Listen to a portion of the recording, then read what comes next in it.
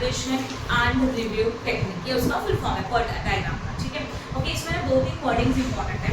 सबसे पहले आपके क्वेश्चन में ना देखो नॉर्मली क्या होता है ना, जब क्वेश्चन आपके पास अवेलेबल रहेगा तो एक कॉलम होता है एक्टिविटी का, एक कॉलम होता है प्रीसीडिंग एक्टिविटी का, और एक कॉलम होता है टाइम, यस और नो, टाइम इन डेज और इन वीक्स समथिंग दिया रहेगा। So already they given the information about the how much time is required for that particular activity, right? But इसमें हम लोगों के लिए टाइम ही नहीं दिया गया। We have to find out this time. ये टाइम हम लोगों को खुद फाइंड आउट करना होगा, and this time is known as the expected time. इसको क्या बोला जाता है? Expected time बोला जाता है। समझा जो मैंने बताया? क्लियर हो रहा है? तो आपके क्वेश्चन में एक्टिविटीज गिवन, एक्टिविटी का नाम दिया रहेगा, प्रीसीडिंग एक्टिविटी का दिया रहेगा, बट पर्टिकुलर एक्टिविटी को कंप्लीट करने के लिए कितना टाइम रिक्वायर्ड है, that information is not given in the question, that will have to find out. पर इसको फाइंड आउट करने के लिए 3 पॉइंट्स दिए रहेंगे। पहला रहेगा पॉइंट नंबर 1, ए का मतलब होता है ऑप्टिमिस्टिक टाइम। ए का मतलब क्या होता है? ऑप्टिमिस्टिक टाइम, जिसका सिंबॉलिकल कर सकते हैं। ए मतलब जैसे कि हम शॉर्ट फॉर्म में लिखते हैं ना एब्रिविएशंस में, वैसे ए लिखा जाता है ऑप्टिमिस्टिक टाइम को। ऑप्टिमिस्टिक टाइम का मतलब होता है पर्टिकुलर एक्टिविटी को कंप्लीट करने के लिए अर्लीस्ट पॉसिबल टाइम। मतलब हम लोग कहते हैं जैसे कि एक्टिविटी ए है और उसको कंप्लीट करना है तो मिनिमम कितने टाइम में कंप्लीट हो जाएगा, कम से कम कितना टाइम लगेगा? अर्लीस्ट पॉसिबल टाइम, कि चलो 5 दिन में कम से कम हो ही जाएगा। क्लियर हो रहा है? इसको क्या बोला जाएगा? ए बोला जाएगा, that is optimistic time. Then आता है पेसिमिस्टिक टाइम। पेसिमिस्टिक टाइम का मतलब होता है पी को लिखते हैं हम लोग बी से लिखते हैं, किससे लिखते हैं? बी को बी से लिखते हैं। बी का मतलब होता है maximum time is required to complete that activity, मतलब उस एक्टिविटी को कंप्लीट करने के लिए ज्यादा से ज्यादा कितना टाइम चाहिए, ये जब हम लोग सोचते हैं तो that is known as a pessimistic time. A मतलब minimum time, this is the maximum time. And third वाला होता है मोस्ट लाइकली टाइम, उसको एम बोला जाता है। मोस्ट लाइकली टाइम मतलब कॉमनली, एज यूजुअल, नॉर्मली ये एक्टिविटी कितने पीरियड में कंप्लीट होता है, that is known as m, that is known as a most likely time. समझा या आता जो मैंने बताया? यस और नो? तो ये 3 आपको दिया रहेगा क्वेश्चन में, and according to that we have to find out. तो उसके हिसाब से हम लोगों को फाइंड आउट करना पड़ेगा एक्सपेक्टेड टाइम। समझा ये वाला पॉइंट सबको? ठीक है, अब जरा क्वेश्चन को देख लो क्या है। Question number 1, we are starting with the question number 1। जैसे सम करते जाएंगे वैसे हम लोग इसके स्टेप पे एक्सप्लेन करेंगे। Okay, a small project consist of 7 activities, optimistic, most likely and pessimistic time estimated are given for the each activity. Activity में है A B C D E F and G. Preceding activities are given. Optimistic time that is a, most likely मतलब m, and pessimistic का time का मतलब होता है b, that is b. Draw the PERT network and find the expected completion time of the project. आपको क्या दिया रहेगा? आपको पर्ट नेटवर्क फाइंड आउट करना है, ठीक है, as well as expected completion time, मतलब पीई फाइंड आउट करना, that is expected time find out करना। देखो ऑब्जर्व करो, दिया है कि एक्सपेक्टेड टाइम नहीं दिया है, ठीक है। देन पॉइंट नंबर 2 एंड 3 बाद में देखेंगे, पहले अभी हम लोगों को क्या सॉल्व करना है? सॉरी, अभी हम लोगों को सॉल्व करना है सबसे पहले व्हाट डायग्राम ना, दिए हुए पॉइंट्स हम लोगों को डायग्राम निकालना है। चलो बताओ, ऑब्जर्व करो, डायग्राम फाइंड आउट करने के लिए 2 प्रीसीडिंग एक्टिविटीज के लिए मिल है, मतलब A and B at a time 2 activity शुरू हो रही है। ओके, तो अभी हम लोगों को नेटवर्क डायग्राम चाहिए, तो यहाँ पे लिखेंगे हम लोग point number 1, this is the question number 1, page number जो भी है,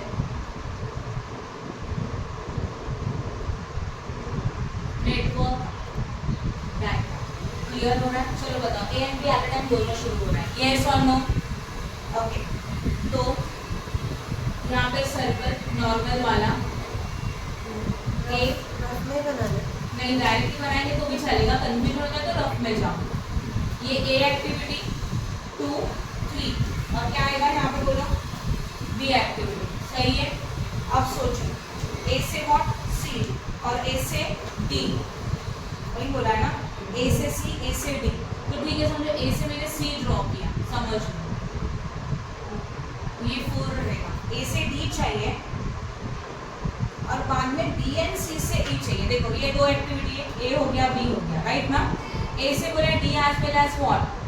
सी, एंड बी एंड सी से, तो बी यहाँ पे है, तो बी एंड सी को कंबाइन करके एक शुरू हो रहा है, तो ये जो सी है वो यहाँ पे आएगा, क्लियर हो रहा है? तो इसको सी को मैं रख कर, तो ये डी बनेगा और ए से व्हाट? ये बनेगा सी। ये समझ में आ रहा है? ठीक है, ए बी एंड ये हो गया दोनों, देखो ए से डी, ए से सी, देन बी एंड सी से ई, बी एंड सी से कौन सा शुरू करेंगे? ई एक्टिविटी, तो ये बन गया हमारा ई एक्टिविटी 5, दिस इज एक्टिविटी ई। बाद में ई से व्हाट? डी से एफ है ना, डी से एफ एंड ई से जी, दोनों को कंबाइन कर दिया, ये f and this is the what g and number क्या आएगा 6. I hope no doubt in this. समझा कि नहीं? क्लियर है यहाँ तक? ओके, नेटवर्क डायग्राम हो गया. अभी इसका टाइम देख लो. नहीं, यही हम लोगों को फाइंड आउट करना है, उसी को बोला जाता है एक्सपेक्टेड टाइम. वो जब मिलेगा तब जाके हम लोग फाइंड आउट कर सकते हैं what is your critical activity and critical part. ये हम लोग बाद में निकाल सकते हैं, अभी नहीं निकाल सकते. ठीक है, तो उसके लिए अभी हम लोग टेबल बनाएंगे. ध्यान प्रैक्टिस वाला सेशन शुरू कर रहा हूँ. यहाँ पे हम लोग लिखने वाले हैं पाथ इन नेटवर्क डायग्राम. चलो पाथ बताओ, कौन कौन से पाथ है. पहला वाला ए डी एफ, डेज नहीं, ये बाद में लिखेंगे. दूसरा ए सी ई जी, राइट है यहाँ से, और B E. Third one B E and G. इसके यहाँ कहाँ लिखेंगे. अभी हम लोग टेबल बना देते हैं. यहाँ पे पहले लिखना चाहिए आपका एक्टिविटीज जितना भी है वो. यहाँ पे हम लोगों को फाइंड आउट करने का एक्सपेक्टेड टाइम, ये और एक कॉलम बनेगा.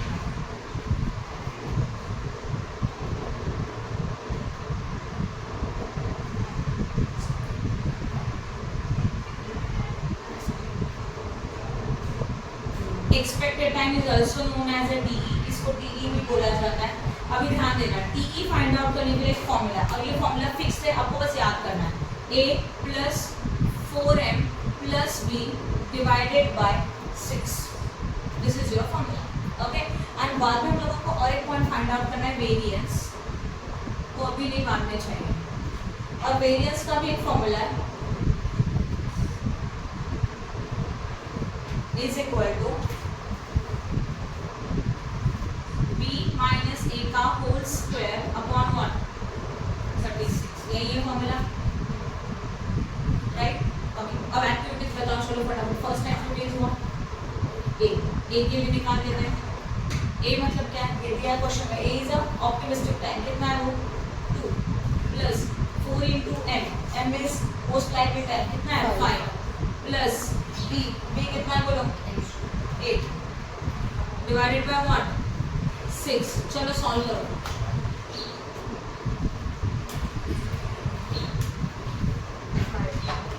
कैसे करोगे. 4 इंटू 5 5 4 जा 20 20 प्लस 2 प्लस 8 डिवाइड बाय 6 कितना आया 5. हो गया पहला पॉइंट. सेकेंड बी के लिए बोलो क्या क्या डेज है. 2 plus 4 into 5 plus 14 right. 14 divide by 6 confirm है. आंसर बता दो डायरेक्टली. 6. बी भी हो गया. अब व्हाट सी के लिए बोलो 4 देन प्लस 6 इंटू 6 में क्या है 4 है. हाँ 4 इंटू 6 प्लस 14 डिवाइडेड बाय 6 करो 7. सी के बाद डी के लिए बोलो 5 plus 4 into 7 plus 15 whole divided by 6 8. D हो गया. डी के बाद कौन सा एक्टिविटी ई के लिए बताओ 2 plus 4 into 3 plus 10 whole divided by 6 करो 5. ई हो गया. ई के बाद एफ ना, एफ है कि नहीं है. हाँ है. ई का 4 आएगा. अच्छा ठीक है 4 आए. अभी एफ के लिए सोचो 3 प्लस 4 इंटू 3 प्लस 3 राइट ना डिवाइड बाय 6 3. एफ हो गया. एफ के बाद बताओ जी है ना 1 plus 4 into 2 plus 3 whole divided by 6 2 हो गया हमारा expected time. That is this time which is not given. तो इसको पुट कर देते हैं टाइम में. चलो बताओ ए के लिए कितना आया था 5, डी के लिए 6, सी के लिए 7, डी के लिए 8, ई के लिए 4, एफ के लिए 3 एंड जी के लिए 2. हो गया. अब हम लोग 5 निकाल सकते हैं. बहुत इजी. बहुत टफ है क्या? इजी लगा तो क्लियर है? नेटवर्क डायग्राम ड्रॉ किया, पाथ लिख के रखा, डेज पता नहीं है तो एक्सपेक्टेड टाइम का फॉर्मूला यूज करके डेज फाइंड आउट कर खत्म। ओके, अब इसके लिए बताओ चलो 5 + 8 + 3 राइट है ना? यहाँ पे क्या आएगा इनके लिए 5 + 7 + 4 + 2 = एंड BEG के लिए क्या आएगा 6 + 4 + 2। चलो करो कैलकुलेशन। पहला वाला 16, सेकेंड राइट लिखा मैंने, और ये 12 किसका ज्यादा है 18 का ज्यादा है राइट ना? तो 18 मींस योर क्रिटिकल पाथ। तो क्रिटिकल पाथ को प्लीज डबल अंडरलाइन कर दो अच्छी तरह से, यही है ना?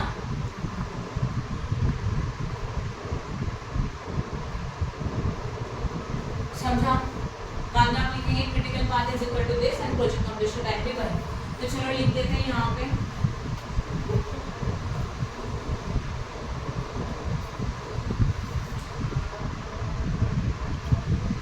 in network diagram is equal to A dash C dash E dash what G, फिर project completion time is equal to how much बोलो 18 days। ये यहाँ पे खत्म, यहाँ तक समझा सबको अच्छी तरह से क्लियर हुआ राइट है?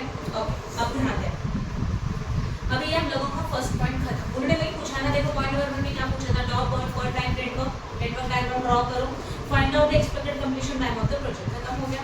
ओके, अब उन्होंने पूछा है what is a probability that the project will be completed in 18 days 21 days and 16 days. अभी प्रोबेबिलिटी का मतलब सबको पता है, प्रोबेबिलिटी का मतलब होता है चांसेस। प्रोबेबिलिटी का मतलब क्या होता है चांसेस। तो उन्होंने क्लियरली बोला है फाइंड आउट करो प्रोबेबिलिटी कितना है, ये प्रोजेक्ट 18 डेज में कंप्लीट होने का कितना चांसेस है, 21 डेज में कंप्लीट होने का कितना चांसेस है, and as well as how many days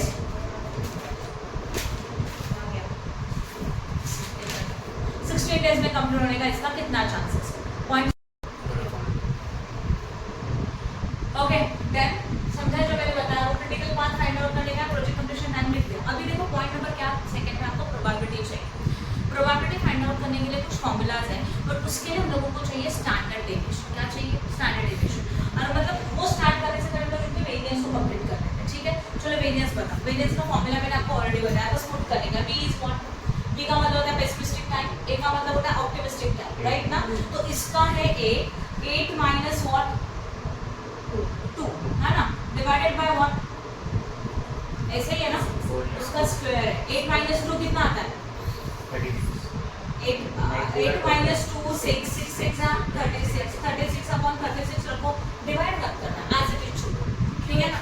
क्योंकि आगे जाके उनका एडिशन करना है, तो एडिशन करने के लिए डिनोमिनेटर सेम रहेगा, तो एडिशन करने के लिए इजी जाता है, तो एज इट इज रखो। क्लियर हो रहा है? ठीक है, उसके बाद इसका सोचो व्हाट 14 माइनस 2 का whole square divided by 36 that is 12 144 upon 36 right है? फिर 14 माइनस 4 का whole square upon 36 that is what 100 upon 36 right है क्या? ठीक है, उसके बाद next one is what 15 minus 5 का whole square upon 36 that is what 100 upon 36। 10 minus 2 का whole square upon 36 that is what हाँ 36। यहाँ पे 3 माइनस 3 का होल स्क्वायर अपॉन 36, ये तो 0 ही आएगा, सही है ना? 0 का स्क्वायर 0 आता है, डिवाइडेशन में भी क्या आएगा 0 ही आएगा। After that next one 3 minus 1 का होल स्क्वायर अपॉन व्हाट 36, बोलो 4 अपॉन 36। इसके लिए मैंने बोला आप शॉर्ट मत करो, शॉर्ट करेंगे तो अगर पॉइंट में आ सकते हैं, तो डिवीजन नहीं होगा, ये सब प्रॉब्लम हो सकते हैं। ये आप यहाँ तक क्लियर हो गया? ओके, प्रोबेबिलिटी स्टार्ट करने से पहले हम लोगों को फाइंड आउट करने का है स्टैंडर्ड डेविएशन। एक्चुअली प्रोबेबिलिटी का फॉर्मूला क्या बता दूं, फिर आपको सब क्लियर हो जाएगा कि मैं क्या बता रहा हूँ। ठीक है,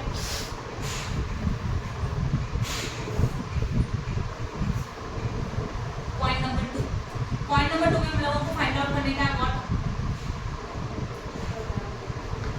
प्रोबेबिलिटी फाइंड आउट करना है। प्रोबेबिलिटी को क्या बोला जाता है? P। आपको पता है summation of probability is always what 1। Probability का समेशन कितना होता है? हमेशा 1 होता है। अभी उसके लिए क्या है प्रोबेबिलिटी का मीनिंग आपको देखो, प्रोबेबिलिटी फाइंड आउट करना है क्वेश्चन मार्क, और डेज कितना दिया है बताओ 28। अभी देखो समझ लो कि एक टोटल प्रोबेबिलिटी का ये लाइन है, उसके अंदर हमारा एक नेटवर्क डायग्राम का एक सीक्वेंस है, समझ लो, ठीक है ना। अभी देखो ये मिडिल वाला लाइन है, यस और नो। मिडिल वाला लाइन जो है ना that is known as 0.5। Middle वाला लाइन में हमारा प्रोबेबिलिटी कितना रहेगा, 0.5 रहेगा। तो वी कैन से दैट 0.5 से कम मतलब ये वाला पॉइंट 0.1, 0.2, 0.3, 0.4, 0.5, 0.6, 0.7, 8 and 9 and not 0.10 मतलब वो 1 हो जाएगा। समझा कि नहीं समझा? तो this is your middle point. ये जो मिडिल पॉइंट है ना वो हमारा क्रिटिकल पाथ का डेज होता है कंपल्सरी, इनिशियल एवरी टाइम हमेशा। तो इस क्वेश्चन में क्रिटिकल पाथ का डेज कितना आया, 18। तो 18 डेज में अगर प्रोजेक्ट कंप्लीट होता है इसका मतलब उसका प्रोबेबिलिटी 0.5 है, दैट इज 50%। क्लियर हो गया? प्रोबेबिलिटी का मीनिंग क्लियर है? Probability means the chances of completion of project for that particular period. अभी उन्होंने क्वेश्चन में पूछा भी कि 18 डेज में अगर हमारा प्रोजेक्ट कंप्लीट होना चाहिए तो उसका प्रोबेबिलिटी क्या है, और डायग्राम के हिसाब से ये जो मिडिल वाला पोर्शन है उसको 0.5 होता है, ये मिडिल पॉइंट है, राइट? क्योंकि टोटल समेशन ऑफ प्रोबेबिलिटी 1 होता है एंड 1 का मिडिल पॉइंट क्या होता है, 0.5। और ये 0.5 means always critical path days, project completion time days, और वो कितने हैं, 18 है। समझा कि नहीं? तो आंसर तो ये भी मिल गया कि probability for 18 days is equal to what, 0.5। तो लिखेंगे P for how many days, 18 days is equal to 50% और 0.5। कुछ भी देखो दोनों राइट है। ये पॉइंट समझ में आ रहा है? अब क्वेश्चन में क्या पूछा है, इसमें का ये A हो गया, समझ ये पॉइंट नंबर 2 था, इसमें का A हो गया। अब बताओ कितना डेज है, प्रोबेबिलिटी चाहिए कितने डेज के लिए, इज इक्वल टू क्वेश्चन, सही है। अब उसके लिए हमारे पास एक फॉर्मूला है, वो फॉर्मूला पहले हम लोगों को करना पड़ेगा। That is what, z is equal to, मैं बताऊं, z is equal to due date. इसमें वैसा नहीं कर सकते कि अगर 18 डेज के लिए इतना है तो 21 के लिए कितना नहीं कर सकते, नहीं कर सकते, बताते हो, डायग्राम ड्रॉ करके बताते हो। Minus PE divided by standard deviation, this is your formula. अब ध्यान दो, समझिए अपना प्रोबेबिलिटी वापस, डायग्राम हमें टाइम पे निकालना है, डायग्राम थोड़ा आगे भी चलेगा तो चलेगा, और शेप ऐसा लिखना चाहिए। ये मिडिल वाला है 0.5, राइट है। मिडिल वाले में डेज कितना होता है बोलो, ऑलवेज 18। इस क्वेश्चन पे प्रोजेक्ट कंप्लीशन टाइम 18 डेज के लिए, जो प्रोजेक्ट कंप्लीशन टाइम रहेगा वही डेज यहाँ पे रहेगा। ये लॉजिक भी समझा सबको? अब मुझे बताओ अभी आपको किसका निकालना है, 21 डेज, तो 18 से ज्यादा रहेगा कि कम, 18 तक का प्रोबेबिलिटी पता है 0.5 है, तो ऊपर का जो एक्स्ट्रा है एज्यूम कर लिया, चलो ये एरिया है और एज्यूम कर लिया ये हमारे 21 डेज है। तो अभी आपको बस कौन सा एरिया फाइंड आउट करना है, दिस इज शेडेड एरिया, इसका आपको वैल्यू चाहिए क्योंकि 18 डेज का प्रोबेबिलिटी 0.5 है। 0.5 में कितने डेज का प्रोबेबिलिटी ऐड करेंगे तो अल्टीमेटली आपको क्या मिलेगा, प्रोबेबिलिटी मिल जाएगा 21 डेज का, यस और नो। क्योंकि 18 से 21 ज्यादा है, इसके लिए ऐड बोला है, 18 से कम होता तो माइनस, समझ में आया? ओके, इसके लिए हम लोगों को चाहिए z, बराबर है। z is equal to due date, due date means what, 21 days, minus TE, T मतलब हमारा प्रोजेक्ट कंप्लीशन टाइम। अगर T में कंफ्यूजन हो रहा है तो लिखो project completion time divided by what, SD। SD का मतलब होता है स्टैंडर्ड डेविएशन। अब स्टैंडर्ड डेविएशन कैलकुलेट कैसे करेंगे देखना। स्टैंडर्ड डेविएशन का एक फॉर्मूला होता है, वो मैं लिख रही हूँ। Standard deviation of critical path is equal to under root total of variance of critical path. मतलब ये सब शुरू करने से पहले ना वो कैलकुलेट करके रख देने का, तो आपको कंफ्यूजन नहीं होगा। क्या लिखा है मैंने, standard deviation of critical path. Standard deviation चाहिए बट ओनली किसका चाहिए, सिर्फ क्रिटिकल पाथ का। तो क्रिटिकल पाथ कौन सा बताओ, A, C, E and what, G। इसका हम लोगों को स्टैंडर्ड डेविएशन चाहिए। स्टैंडर्ड डेविएशन कैसे निकालेंगे, total of variance of critical path. तो वेरिएंस तो हम लोगों ने निकाल के रखा है, जो हमारा क्रिटिकल पाथ है। अब बताओ क्रिटिकल पाथ में कौन है, A, और कौन सा है, C मतलब ये, और कौन सा है, E मतलब ये, और G। This is your critical path. तो जो क्रिटिकल पाथ है उनके वेरिएंस का टोटल का root, that is standard deviation. मतलब अंडर रूट, देखो अभी अंडर रूट बताओ, पहला कौन सा है, 36 upon 36 plus what, 100 upon 36 plus 64 upon 36, सही है ना, 64 अपॉन 36 प्लस 4 अपॉन 36। चेक करो एक बार सही लिखा है क्या, देखो 36 upon 36, 100 upon 36, 64 upon 36, 4 upon numerator का टोटल करो प्लीज, सिर्फ न्यूमरेटर का कितना आया 204 अपॉन 36। अब करो डिवाइड, 204 डिवाइड बाय 36 कितना आता है 5.666।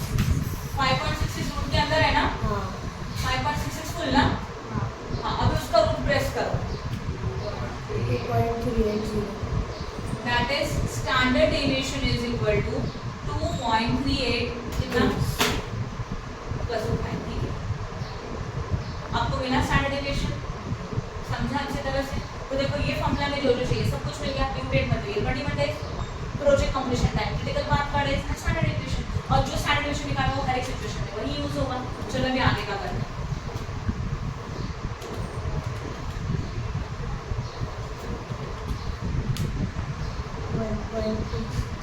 करे स्टार्ट, पहला z, z के लिए देखो how many your due days 21 minus 1 18 divided by 2.3। चलो करो फटाफट और आंसर निकालो। 1.26।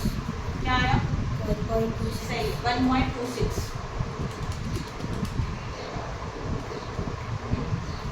1.26 this is known as z। ये क्लियर हो गया सबको। अभी हम लोगों को शेडेड एरिया का वैल्यू चाहिए, उसको बोला जाता है एरिया अंडर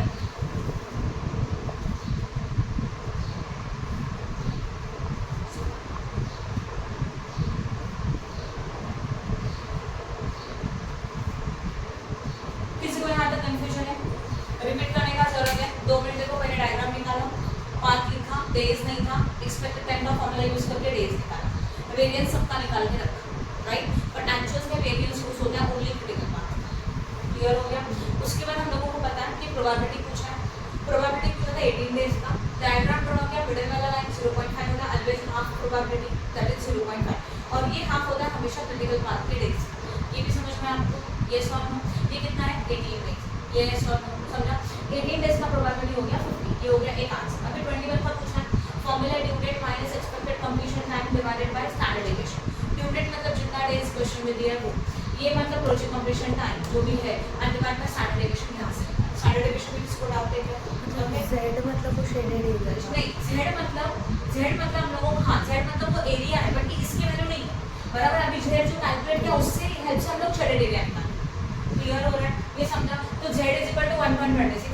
अब हम लोगों को चाहिए ये जो एरिया है अंडर नॉर्मल स्टैंडर्ड नॉर्मल का, मतलब ये शेडेड एरिया है, राइट, उसका वैल्यू के लिए आपको पीछे टेबल देके रखा है, निकालो। लास्ट में जाओ प्लीज, ये देखो ऐसा वाला टेबल है, नॉर्मल प्रोबेबिलिटी टेबल मिला है, और जाओ और पीछे जाओ सॉल्यूशन से क्या, हाँ यहीं पे आएगा अभी थोड़ा आगे।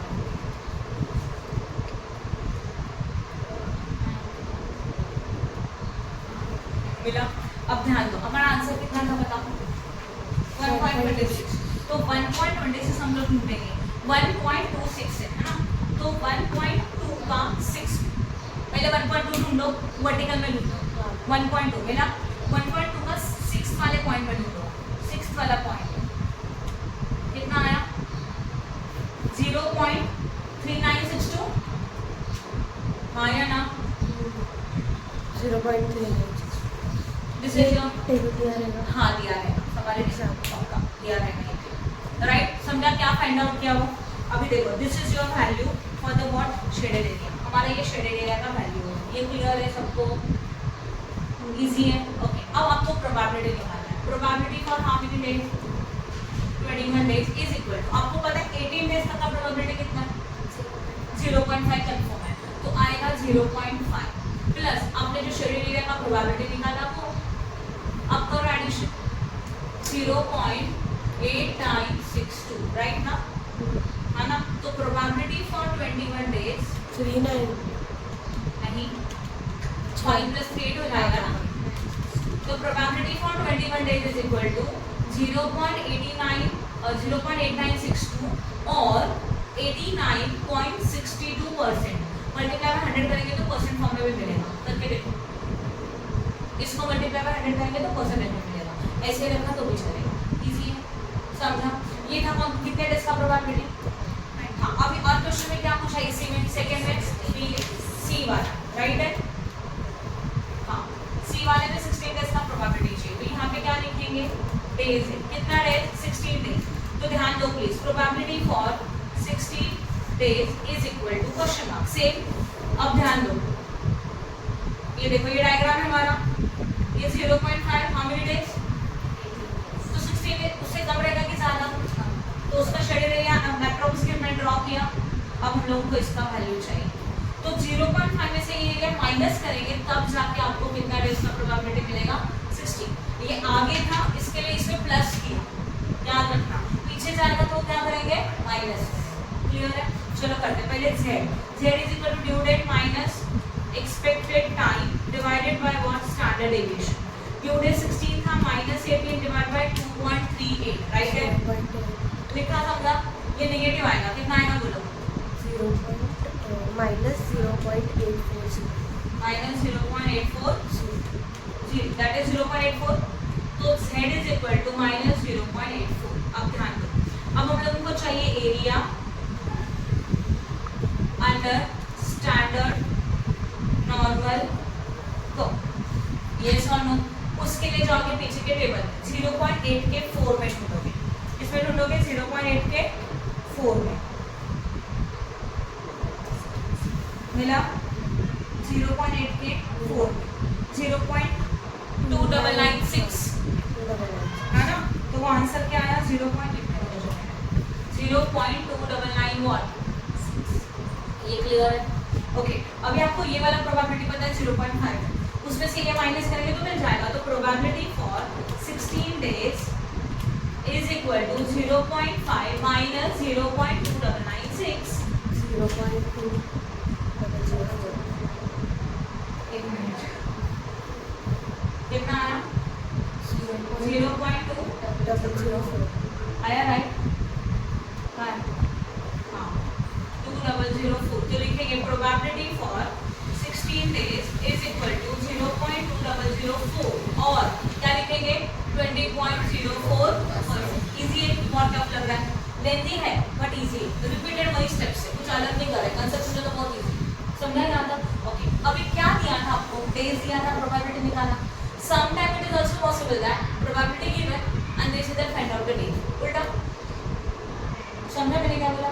दे से दैट अगर हम लोगों को चाहिए कि हमारा प्रोबेबिलिटी 90% का प्रोबेबिलिटी देके रखा है, तो कितना ऐसा डेज रहेगा जहाँ पे 90% प्रोबेबिलिटी को कंप्लीट हो सकता है, वो हो सकता है। ठीक है, अभी थर्ड पॉइंट देखो प्लीज, क्वेश्चन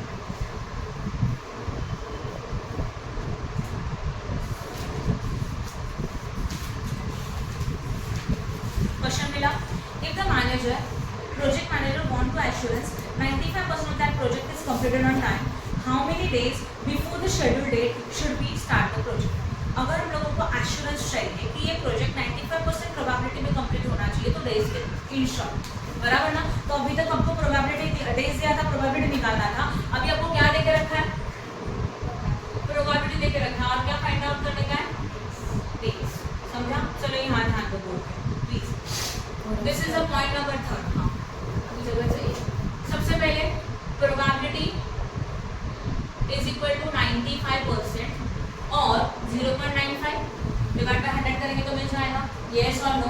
अभी थोड़ा सोचो, तो days is equal to question mark, days is equal to question mark. अभी इसको कैसे करेंगे देखो, हमारा डायग्राम पहले ड्रॉ करो, इसको क्या बोलेंगे 0.5, ये 18 डेज है, 95 यहाँ आगे होगा क्योंकि 0.95, राइट है? अभी आपको डेज नहीं पता, सही है? अब देखो क्या होगा, रिवर्स सिचुएशन है, तो हम लोग भी रिवर्स में जाएंगे। अभी देखो हम लोग क्या करते थे, z फाइंड आउट करके एरिया वैल्यू निकालते थे। अभी हमारे पास एरिया वैल्यू है, कैसे देखो, probability is equal to z 0.5 plus shaded area, short में लिखा, हाँ या ना? देखो ना 0.5 कहाँ गया, इसमें देखो, हाँ इसमें देखो, ये देख प्रोबेबिलिटी पर्टिकुलर डेज का, अभी डेज नहीं पता, जिसमें 0.5 ये एरिया ऐड करते तो मिलता था। अब हमारे पास प्रोबेबिलिटी है, कितना है बताओ? 0.95, 0.58 शेडेड एरिया पता नहीं है, तो क्या हो जाएगा 0.95 minus 0.5 is equal to shaded area, मतलब ये area under standard normal curve, right ना? कितना मिलेगा 0. तो यहाँ पे हम लोग लिखेंगे area under standard normal curve is equal to 0.45. ये पॉइंट भी समझा? यस और नो? अब ये जो 0.45 है ना, वो अपने टेबल में जाओ वापस से, मिला?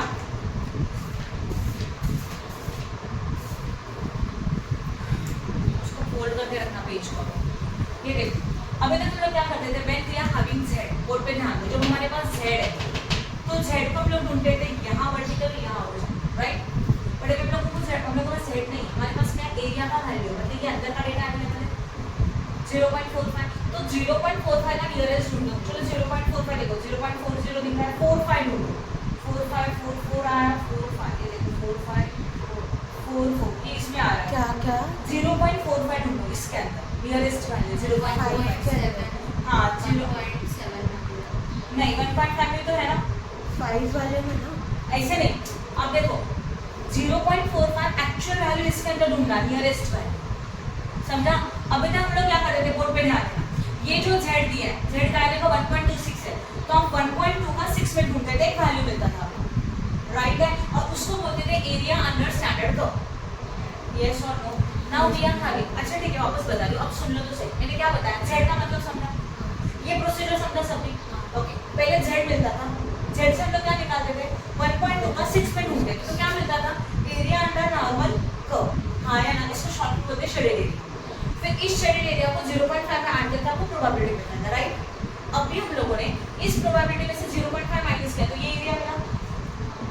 देखो ना, प्रोबेबिलिटी 0.95, इसमें से 0.5 माइनस किया तो शेडेड एरिया मिला. तो shaded area means the value we got from this table ना, इसके अंदर के टेबल में से मिला, राइट? तो 0.45 ढूंढो, कहाँ है?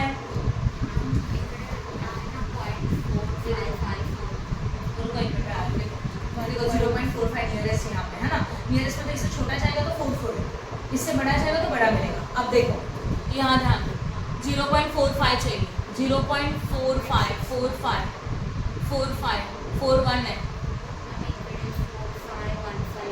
नहीं आप और पीछे चले गए, जरा ऊपर दिखाओ मुझे, ये कौन सा है 45, हाँ राइट है ना? उससे कम करेगा तो 4 में जा रहा है, देखो उससे ज़्यादा जा रहा है तो ज़्यादा जा रहा है. अपने को नियरेस्ट चाहिए, मतलब क्या है 0.45 है कि नहीं है? अब इस 0.45 का वर्टिकल लाइन कौन सा है, 1.6 है, और ऊपर 5, तो मतलब z मिलेगा हम लोगों को, z इज इक्वल टू 1.65. अब समझ में आ क्या निकाला हम लोगों ने, राइट? अब ये जो z मिला, तो z से हम लोग नहीं निकाल सकते अभी. You got the z, we are having expected time, standard deviation due date मिल गया, हो गया सम सॉल्व. तो z is equal to due date minus expected time divided by standard deviation. 1.65 is equal to due date पता नहीं है, okay. Expected time कितना days था, 18. Standard deviation 2.38. अभी सुनो, ये यहाँ पे चले क्या होगा, multiply 1.65 into 2.38 is equal to due date minus what, 18. करो जरा इनका multiplication. 927 is equal to due date minus 18. Minus 18 यहाँ पे चले क्या होगा, add 3.927 plus 18 is equal to due date. बोलो 21.927 सही है.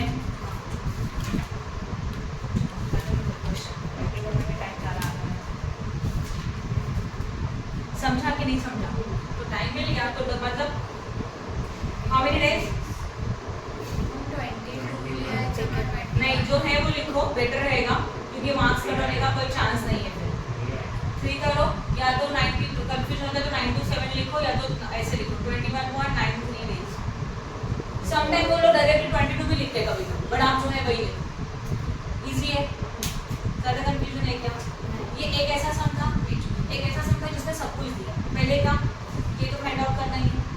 वेरिएंस क्यों निकाला, लॉजिक समझा क्यों निकाला variance, only for standard deviation. उसमें भी आपको स्टैंडर्ड डेविएशन किसका चाहिए, ओनली क्रिटिकल पाथ, सबका स्टैंडर्ड डेविएशन नहीं चाहिए. Okay, once you got standard deviation, point number 2 में सब प्रोबेबिलिटीज है, एंड पॉइंट नंबर 3 में परसेंटेज दिया, प्रोबेबिलिटी निकाले. क्लियर हो गया?